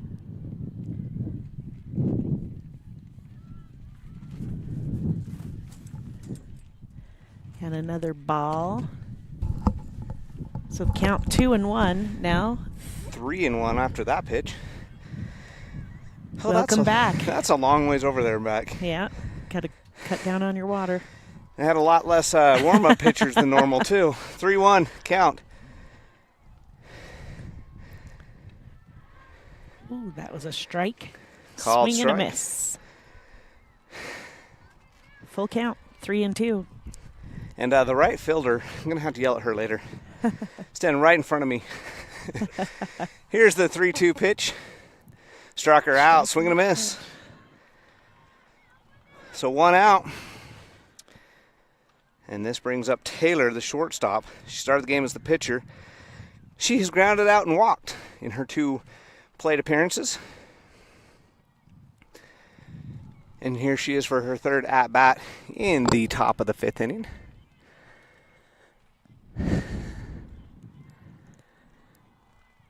I haven't run that far in a long, long time. Yeah. And I say run very loosely. That was a ball, by the way. Ball 1. It was more of a Starting slow to jog. show your age in your running there, honey. Swing and a miss for strike We 1. won't even talk about what would happen if I tried to run. But it wouldn't be good. And again, we're using the term run very loosely. Very loosely. It's, for some people, just a casual walk. There was not a lot of speed. 1-1 after the swing and the miss with 1 out, nobody on. And a foul ball. I think that one might have hit the umpire. So 1 ball, 2 strikes. Bears lead it on the Bear Lake Memorial Healthcare scoreboard by a score of 8-4. Here in the top of the 5th inning. And 2 runs in the first, 2 runs in the third for Snake River have been their points. Got her. Swung and a miss, swing and a miss, swung and missed, swing and a miss. One of the 2, but not both. It could be. Second strikeout of the inning. And that brings J.C. Later to the plate. She doubled and struck out in her 2 plate appearances. That double was big. It was back in the first inning and scored a run. She's going to ground this one down the left field line. It's likely, nope, going to be a single. I was going to say likely a double again. But Peyton Crockett makes a good play to keep her to a single. So now with 1 out, there's a runner at 2 outs. There's a runner at first. Mitchell grounded out twice in this game, so she's yet to. She reached base safely on the second attempt because it was the ground ball that they went home with to get the out. So she did reach base, but it doesn't count as a hit. She attempts to bunt it. She pops it straight in the air, and it goes back to the backstop for a foul ball and strike 1. And definitely attempt to bunt herself on base because there's 2 outs. Not a sacrifice situation. I think she's trying to catch the Bears off guard there. See if she tries it again. 0-1 count with 2 out and a runner at first. And she does lay down the bunt, and it goes foul. She can't do it this time unless she's really confident in herself because a foul ball on bunt on the 3rd strike is an out. So likely not bunting here with an 0-2 count. And Crockett some pitches to work with. She's got 2 strikeouts and a single given up in the inning. Make it Ooh. Oh, I thought he was going to ring her up. I think that was a little inside. Just missed. The height-wise, it was right where you want it, but yeah. And it's right where the catcher was set up, so it must have just been a little inside. So here's the 1-2 pitch. And we're going to do it again as she fouls it off the backstop. 1 ball, 2 strikes, 2 outs. Runner at first base, 8-4 lead for the Bear Lake Bears.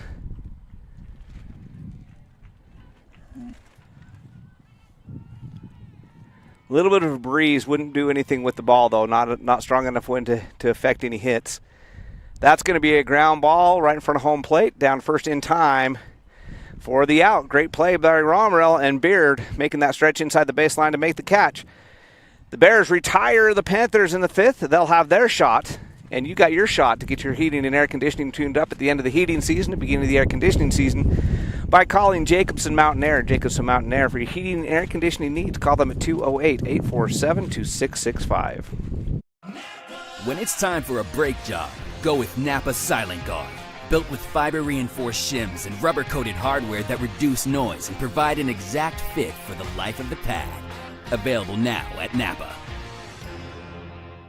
Give your engine the attention it deserves with Napa Full Synthetic Engine Oil. Its advanced formulation delivers faster flow and temperature protection in the harshest driving conditions, elevating engine performance by helping it run cleaner, longer.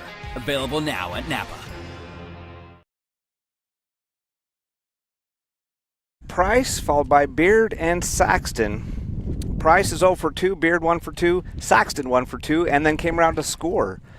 A run after hitting a ground rule double earlier in the game. She's put the ball in play twice, and, well, they've all put the ball in play every time they've been up there.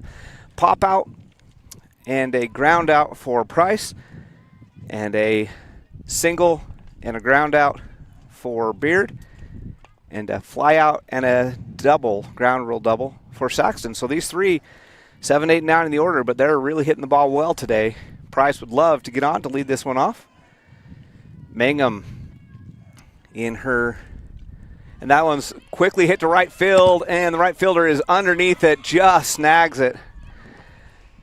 That one kind of tailed away from her, and she still got underneath it. So 1 pitch, 1 out on the fly ball to right field.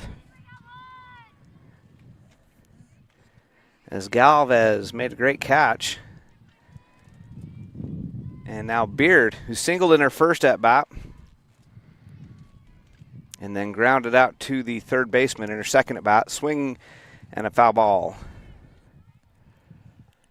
So this part of the order being very aggressive, swinging early, swinging often, hitting the ball well. Saxton's hit last time she came up resulted in a run as it was followed up by a single by Armstrong. That ball's low, good eye. 1 ball, 1 strike. Bears would love to put up 1 or 2 more runs here and give themselves some insurance getting later and later in the game. Outside for ball 2. So 2 balls and a strike. And these two both have quite a bit of speed on the bases. That's one thing Bear Lake has a lot of. I say that with most of the girls. There's a lot of speed on this team, good base running. And Beard and Saxton are no exception to that rule. They both run the bases well. And that's a single. That's a great hit. Just inside of fair territory into right field down the line. Good play by the right fielder Galvez to keep that to a single. Great placement on that ball. Couldn't have done it better if you would have thrown it as it hit the line far enough behind that the first baseman doesn't even make an effort, and there's no way the right fielder's getting there. Saxton crushed the ball her last at bat. In fact, she's hit it hard twice. Now at the plate with 1 out. And she hits it just foul. Aiming for Coach Humphreys over there on first base. What did he ever do to her? Don't answer that question.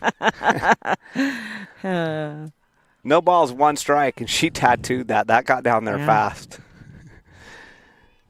She would have waited just a little bit longer. That would have probably been at least a single down the line, and Beard would have been at third base. Called strike. She thought it was going to be high. It dropped in there for a called strike. So now 0-2 to Saxton with 1 out and a runner at first. Here's the 1-2 pitch. And she's going to foul that one off. That one came off the bat weird. I couldn't tell what direction it was headed. I had to.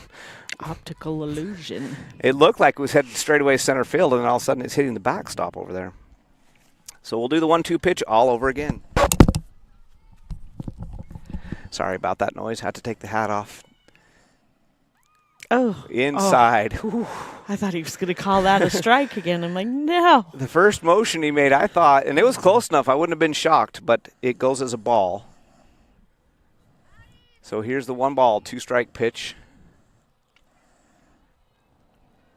And the pitcher's going to check her armband for the pitch call. Here's the pitch. Saxton hits it high and deep. I think the left fielder's going to be under it. And ooh, that was almost a collision. Almost a collision, as both the left fielder and the center fielder both got there at the same time, but it's just an out. So Saxton's hit the ball hard 3 times, but only has 1 hit to show for it, as Mitchell makes the catch. And now with 2 outs, Morgan Armstrong comes to the plate. She's been on base twice. She reached on an error and then had an RBI single. Actually, she's reached on an error twice and an RBI single. She's been on base every time. And outside for ball 1 with the runner at first. Armstrong hits the ball hard. She always has. And she runs well. She's going to be missed, the senior, one of the leaders of this team for sure. And that pitch is going to go to the backstop. Beard easily down to second base on the wild pitch. So now a runner in scoring position for Armstrong. If she can find some grass in the outfield, potentially a run would score. Timeout as the second baseman is going to tie her shoe. So Beard at second, Armstrong the batter, Romrell the catcher in the on-deck circle. Good and hit. Armstrong is going to get a single, and Beard will stay at third. Good strong hit. So she has her second single, so second hit of the day. She's now 2 for 4. The other 2 she reached on error, so she's really been on base all 4 times.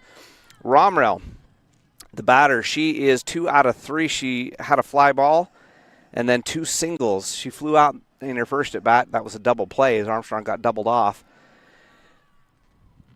And she takes, and the throw goes to second, and Beard will score.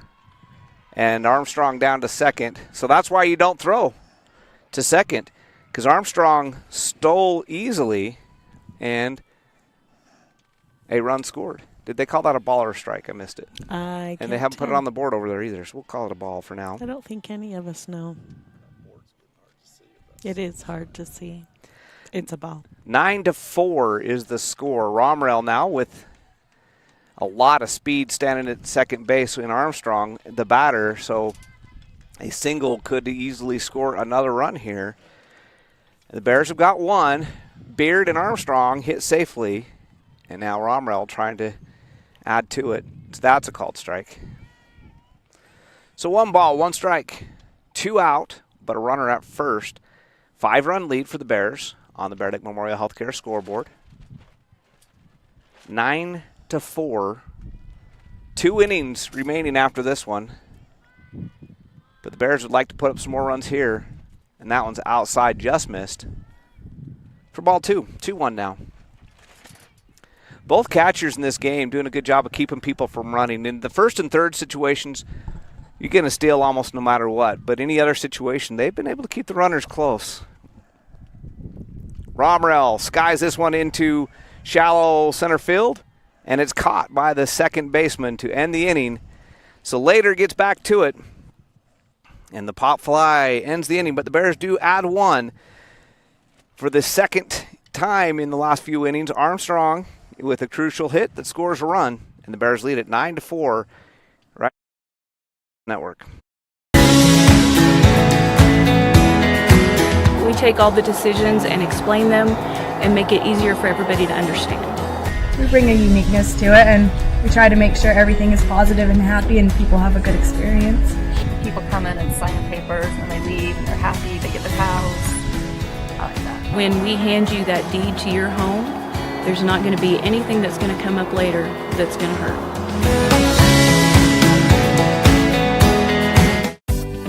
At Simplot Smoky Canyon Mine, it's not only about mining phosphate for production of crop nutrients that support western U.S. farmers and ranchers. It's about supporting our employees, neighbors, and local communities and their families. From providing quality competitive jobs to being an active partner in our local communities. Simplot Smoky Canyon Mine. Passion for people and supporting local families by bringing Earth's resources to life. Pilatus and Anderson will be the batters here at the top of the 6th. Snake River needing some runs to catch up. They trail 9-4. They scored runs in the 1st and 3rd, but the 2nd, 4th, and 5th, the Bears have been able to blank the Panthers. G is 1 for 1 with a walk. She singled and walked in her 2 plate appearances. Here she is in the 6th inning for plate appearance number 3. She'll be followed by Pilatus and Anderson, 7, 8, and 9. In the order. When the Bears come back to the plate, it'll be 2, 3, and 4 coming to the plate. No, 3, 4, and 5. So it was the number 2 hitter, Romrell, that was the last out. So Correct. 3, 4, 5. When the Bears come back up, 7, 8, and 9 here in the meantime. But G has yet to be retired. She's been on base both times. A walk and a run scored. I mean, a walk and a single in her 2 plate appearances.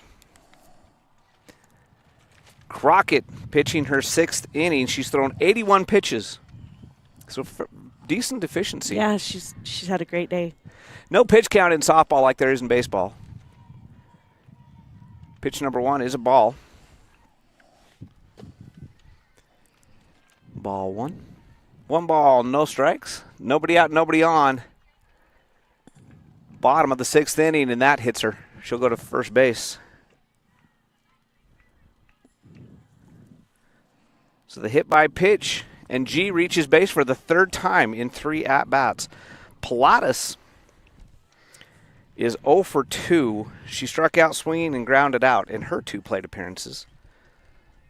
And she'll be followed by the catcher, Anderson. Ground ball, out at first. Right back to the pitcher. So the runner advances, but out number 1.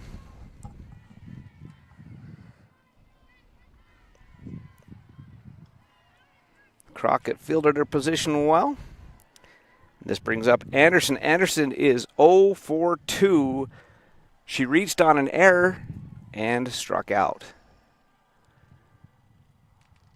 And she fouls this one back for strike 1. So Crockett made the safe play there. You're okay getting that out at first when you got a 5-run lead. What you're looking to avoid is a big inning. So keep that runner, get that out, the guaranteed out. That one's low for ball 2.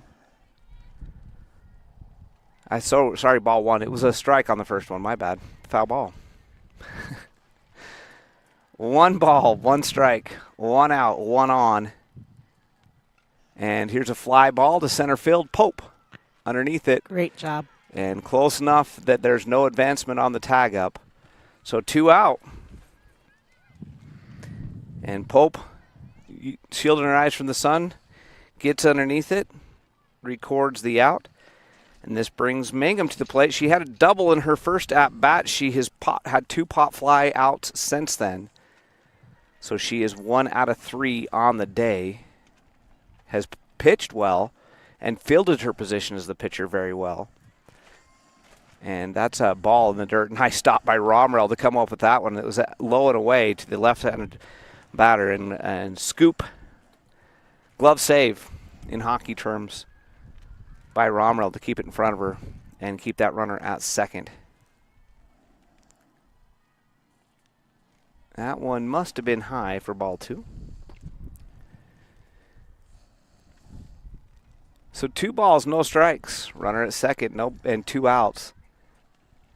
And that one's fouled back to the backstop for strike 1. 2-1 count.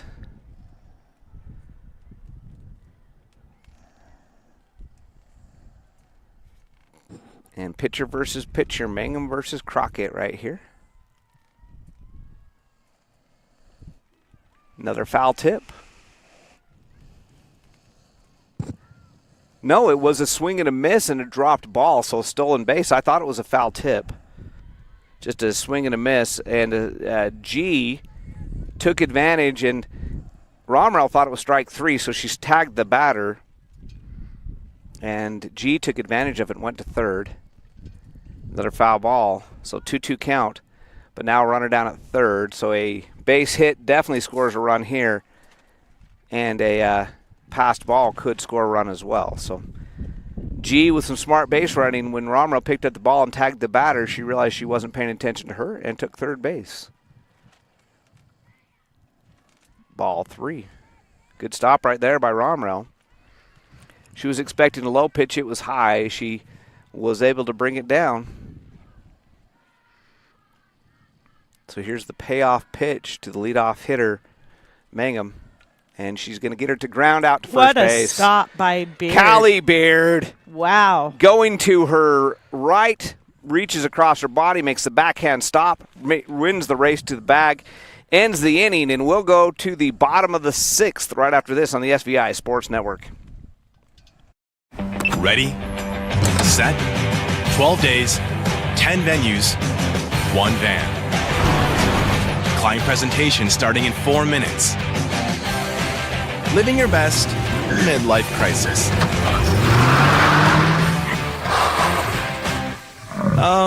Rerouting.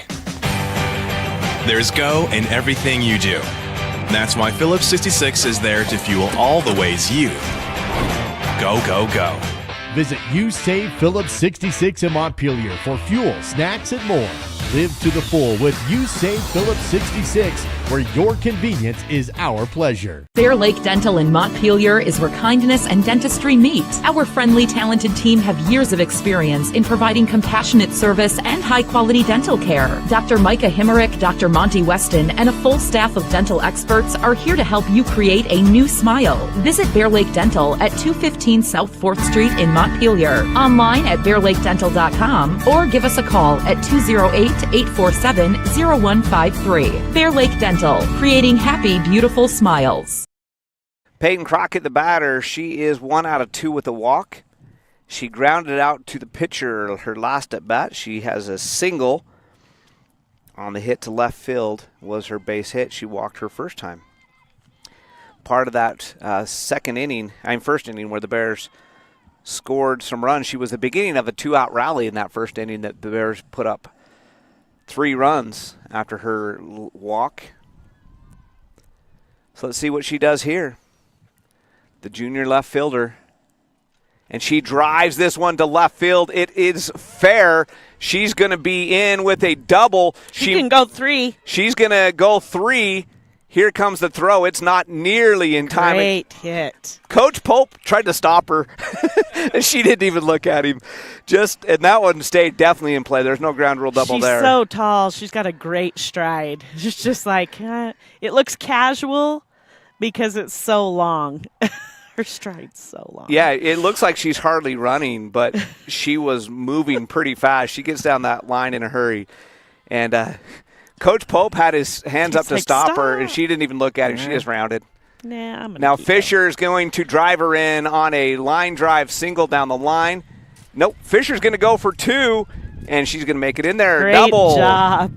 RBI double. So 2 pitches and already a run score. The hard line drive double down the left field line. And the Bears have 2 pitches, 2 hits, and a run scored already. And Humphreys coming to the plate. She's 2 out of 3. She has a double, a single, and a strikeout on the day. And stopped in the middle of the pitch there. I'm not sure. I'm not sure if he... Ball outside, and Fisher will be at third as it gets to the backstop, and she'll score as the ball goes into left field. She'll score easy. So the wild pitch results in a run. So 3 pitches in the inning, and Bears have scored 2 runs. 2 hits, a pass ball.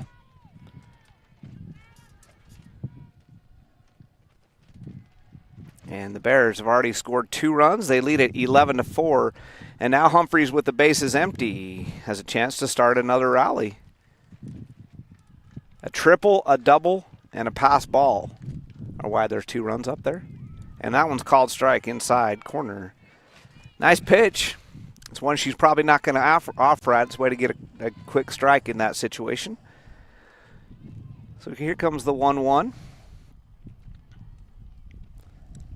Humphrey skies this one up. It's going to be an infield pop fly, and it's caught by Later. That one was high in the air. They make me nervous. I'm always afraid they're going to hit because they get. Ugh. Yeah, the first baseman, G, came over there. She thought she was going to be the one to catch it, but Later took it away from her just because she's taller. Let's be honest. The taller player. And we're going to have a pinch short hitter. People are always being overshadowed by the tall. Pinch hitter as Not fair. Michael is going to pinch hit for Pope. Pope has struck out twice, but she did have a single in her other plate appearance. So she was 1 for 3 with 2 strikeouts. Swing and a miss there for Michael.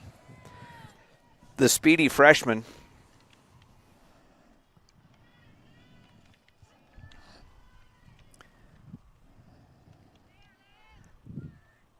And that one's outside. I think it's Michael. It could be DeClark. I think it's DeClark. Well, I can't tell. They're similar height, similar build. Michael usually wears an armband, and then whoever it is just grounded out barely. Ooh, that was close. It is number 5. It was Michael. So ball in play is a ground ball. Nice play by the shortstop Taylor over behind second base to come up with it, get the ball over to first in time. Bentley Price, this junior second baseman, she's 0 for 3, popped out, grounded out, and flied out in her 3 at-bats. She's the one that the right fielder barely got her out the last time on a great catch. And she's going to ground that one back to the backstop for a foul ball, strike 1. And our shade has moved. I'm not nearly in the shade anymore. As the sun has progressed, I'm not in the shade at all anymore. Here's the 0-1 Ray pitch. and I are fine. And that's a ground ball to third, up and over to first. And she dropped it. She had to stretch to get there, and she dropped it. So Price reaches safely on the error.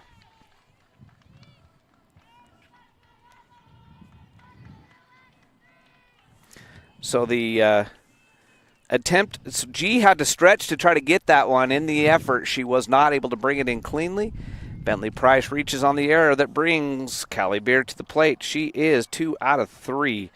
2 singles and a ground out in her 3 plate appearances. She has hit the ball well. She's played her position very well today. And she's going to be 3 for 4. Right in the hole. And Price is going to hustle, try to make it to third. And she's going to be there in time. So the single to center. And now runners at second and third for Saxton, who has crushed the ball all 3 times she's been at the plate today. She only got 1 hit to show for it, but that was a ground roll double.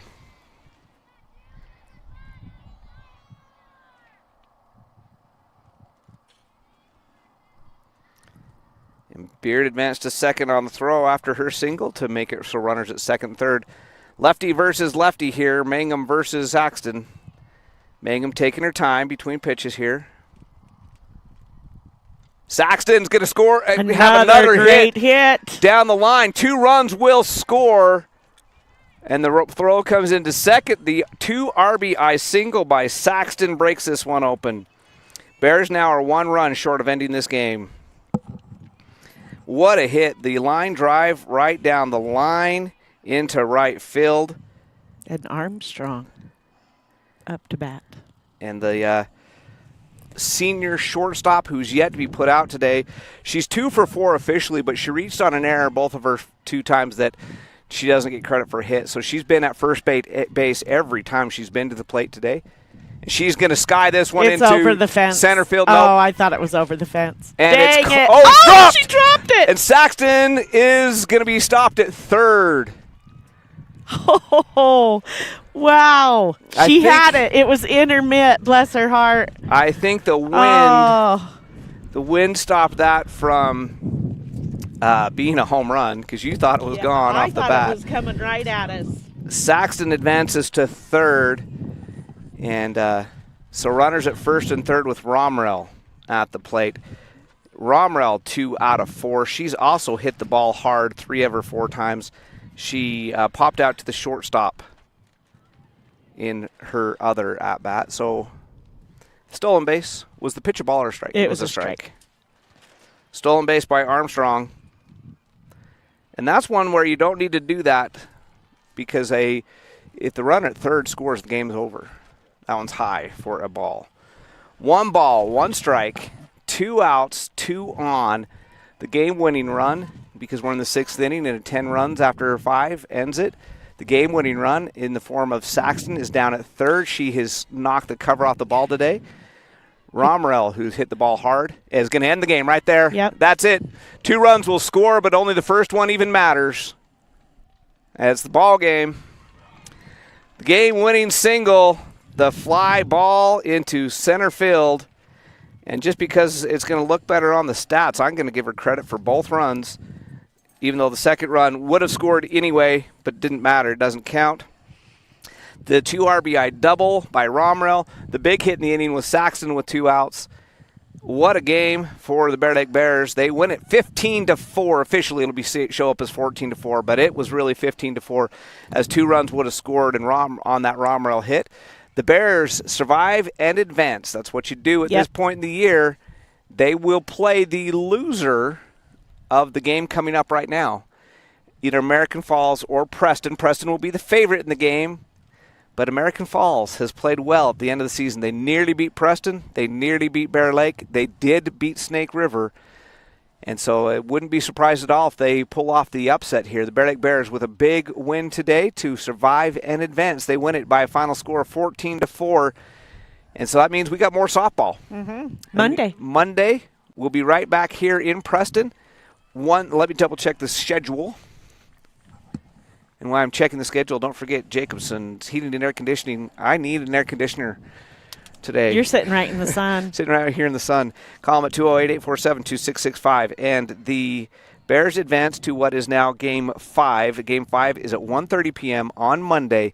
It will be right here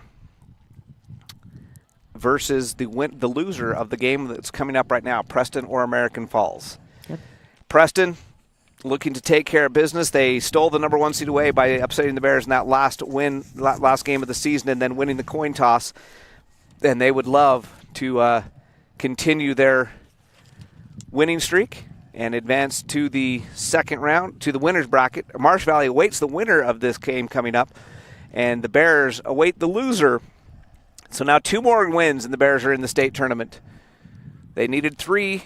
They got 1 of them today, and a 14-4 official final score. The Bears beat the Panthers and end the Panthers season and continue on. Yep. So that'll wrap it up for our broadcast today from over here in beautiful Preston on a sunny afternoon. And thank you to Ray for coming over here, braving the heat, setting us up, helping us set up, carrying all the equipment and everything he does. To Lisa for pushing all the buttons to make us look good and bring you the score. And for everybody else on the SVI Sports Network, this is Lisa Hillier and Jared Hillier saying good afternoon. I hate it when you do that. It's not night. Good afternoon. Good afternoon, everybody.